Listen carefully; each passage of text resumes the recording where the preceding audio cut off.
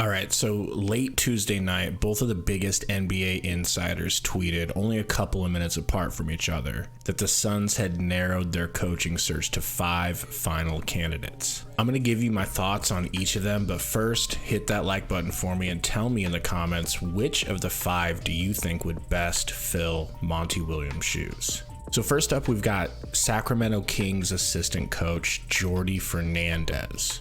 Who? And, you know, shockingly, I'm not 100% out on Jordi. I like what I've seen in some interviews with him, but I do have some of the same concerns with him that I have with Kevin Young, which we'll get to next. But with Jordi, I'm interested to see the Suns' due diligence play out. I wouldn't have thought that Willie Green would be so good right off the bat with his first head coaching gig, so I don't want to miss out on an opportunity like that. It'd be nice to find the next good up-and-coming coach. But like with Kevin Young, I just fear that a first-time head coach could have trouble owning the locker room with such big stars already established and maybe set in their ways. Kevin Young. Gotta be honest here, I have zero interest. Anything he needed to say to Book and KD or the rest of the guys to get them where they wanted to be, he could have said the last 3 years as an assistant. In my opinion, I just can't see him having the gravitas that it takes to control this locker room. He'd just feel like Monty's little assistant that got to stick around for some reason. Hell no. No thank you. Doc Rivers. Hell no.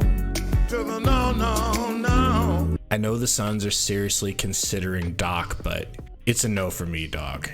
I honestly have less than zero interest in Doc. Same coaching tree as Monty, and from what I've always heard from Romp, as a Sixers fan, he and Monty are two sides of the same coin. Not to mention his history of losing series after being up 3-1. Pass. Pass.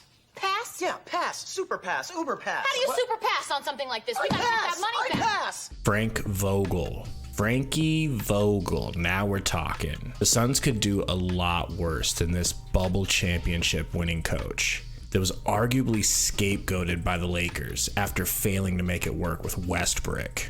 From my recollection, he was a great coach with the Pacers when they had Paul George and Roy Hibbert, and his worst sin was not being able to get past prime LeBron. He's a defensive coach first, and I think it's possibly a good time to move on from whatever Monty was to a defensive coach. The Suns' offense should run itself with CP3 and 36. Nick Nurse.